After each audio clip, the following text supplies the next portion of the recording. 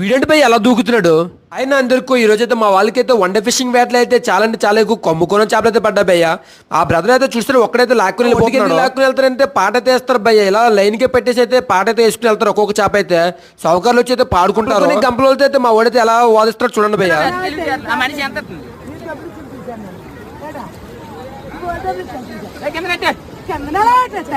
వాళ్ళకైతే ఈ గొడవలన్నీ కామన్ అయ్యా. చూస్తున్నారు కదా ఈ రోజు మా వాళ్ళకంటే చాలా అంటే చాలా ఎక్కువ చేపలు అయితే పడ్డాయి. ఒక్కొక్కరికి అయితే మినిమం 40,000 50,000 చేపలు అయితే పడ్డాయి. అందరూ కూడా చాలా అంటే చాలా సంతోషంగా చేపలన్నీ ఒడ్డుకైతే లాక్కుని వెళ్తున్నారు. ఎందుకంటే చేపలు అయితే ఎక్కువగా పడ్డాయి. ఎక్కువ పడినా తక్కువ పడినా సరే రేపు మాత్రం మళ్ళీ వేటకైతే వెళ్లాల్సిందే. అట్లా ఉంటది మా ఫిషర్మెన్ లైఫ్ అంటే.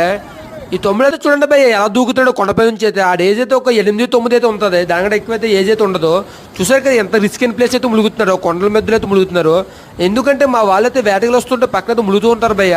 మా వాళ్ళకి అవన్నీ కామన్. చిన్నప్పుడు స్విమ్మింగ్ ఎవరు నేర్పించారు కింద కామెంట్ చేయండి భయ్య. ఉంటాను బాయ్.